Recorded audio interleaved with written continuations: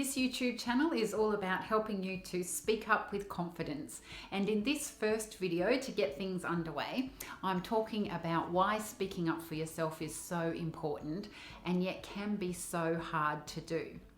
Now, if you're someone that struggled to speak up for yourself for a while, you might have been given some helpful advice by family and friends and others. Things like, well, if you struggle to speak up for yourself, it just requires you to have more courage, to get over your fear and take that step forward. Or you might have been given other advice like, know that your opinion is worthwhile and valid, and then you'll find it easier to speak up for yourself. Or you might have been advised to use positive affirmations, those positive notes that you might stick up around the place on your mirror or on your cupboard to remind yourself of how valuable and important you are. Now, despite that well-meaning advice, you still may find that while it can be helpful, and certainly we need courage, we need to speak to ourselves positively. Of course, that's much more helpful than speaking to ourselves negatively. Some of these solutions can be a little bit like band-aid solutions and not really be quite enough to get us over the line and have us speak up with confidence each time we want to. Now, if we're not speaking up for ourselves on a regular basis and finding it much easier to do, then it can hold us back in many different ways. For example, at work, if you're not asking for that pay rise, or you're not contributing your ideas in meetings, you're not putting your hand up to ask questions, then you can be overlooked for opportunities. And if you're a leader in an office environment, in a work environment, or even a leader in a community setting, then it can be harder if you're not speaking up for yourself to have that influence and impact that you need to inspire others to follow in the direction that you're wanting to take them. And then in relationships, if we're holding back and not speaking up for ourselves, we're not really sharing what's on our mind, it can create sort of like a wall of separation between us and our partner, or between us and our close family members, because we're not actually being vulnerable enough to really ask for what we want and to speak up for ourselves. And so within ourselves, we can start to feel a little bit isolated, a little bit out of integrity, and we can really start to box ourselves in.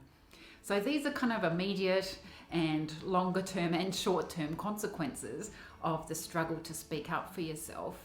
But there's also kind of this long term effect, which was identified by author Bronnie Ware in her book, The 5 Regrets of the Dying, where she interviewed people in palliative care. And what she found when she was asking them about, well, what's your biggest regrets as you're facing these last days of your life?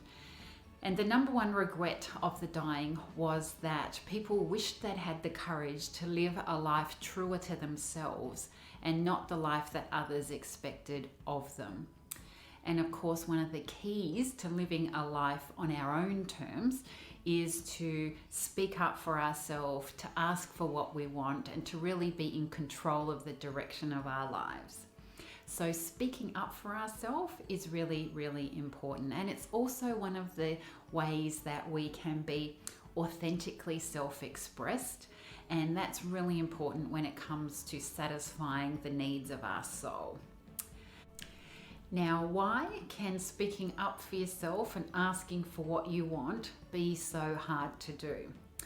Well, it's something that I can completely relate to, because despite having a career in communications, paradoxically and ironically, it's an issue that I've struggled with all my life.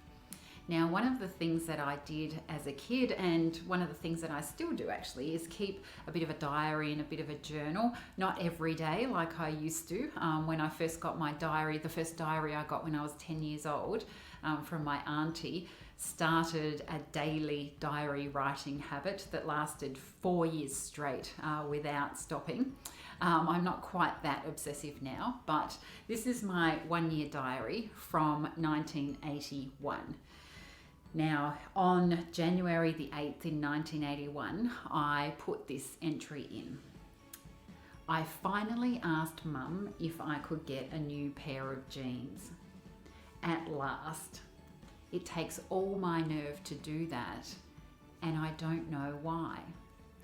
And so if that's you, if it takes all your nerve to speak up for yourself, to ask for what you want, then I know you, I see you, and I'm glad you're here watching this video. Because over the last few years, trying to push myself to do new things, to try new projects, and to really step out and try something new and different, and realizing that speaking up for myself was really holding me back, has had me look very closely at this issue to try and work out why, why is it so hard for some of us to speak up for ourselves and to ask for what we want?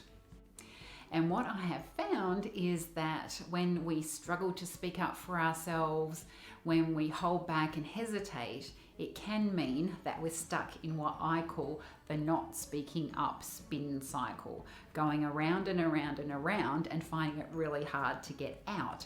And this is why we can feel so stuck. Now, the not speaking up spin cycle is on the board behind me here.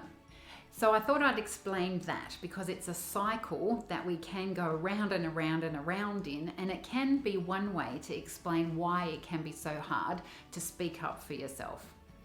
Now, it starts at the top, of course, with not speaking up over here.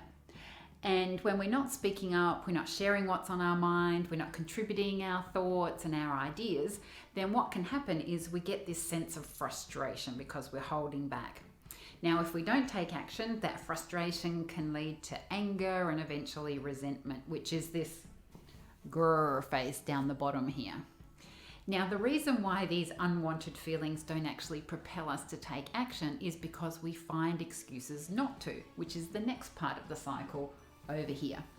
So we say things like, oh, it wasn't that important, it can wait till tomorrow, my idea is maybe not that great, so it doesn't matter that I didn't share it, what I want can wait, it's not that important. And so we come up with all these excuses about why we're not speaking up, which justifies why we didn't speak up in the first place and takes us straight back to the top, which is not speaking up. And so we get stuck in this spin cycle going around and around and around, not speaking up, feeling bad, making excuses, not speaking up, feeling bad, making excuses, and so on, so on, so on. And so the good news about this cycle is that because it is a cycle, we can press the pause button and get out of it at a number of different points. But the first thing I wanted to really share today is the idea that not speaking up, that feeling bad, making excuses, can be a cycle that you may be in and can be one way to help to get a handle on why speaking up for yourself can be so hard to do. And so the first thing to do about this is to simply be aware that this may be happening for you, because as spiritual teacher Eckhart Tolle says, awareness is the greatest agent for change. And so 3 things just to do out of this awareness raising video would be to, first of all, notice when you're not speaking up. What's the situation? What's happening in your mind? What are the thoughts that you're saying to yourself? So first of all, be curious and notice what's going on in your head when you're not speaking up. Secondly is to notice how you're feeling as a result, or simply if you have feelings of frustration or anger or resentment, think about whether they might be related to not speaking up, because that can be another inroad into raising awareness. And then the other thing is to notice what kind of excuses may be coming up for you. So are you saying things like, oh, my opinion doesn't matter, or oh, it can wait till tomorrow? Are you holding back and hesitating and therefore giving yourself excuses around not speaking up? So there's 3 things to do.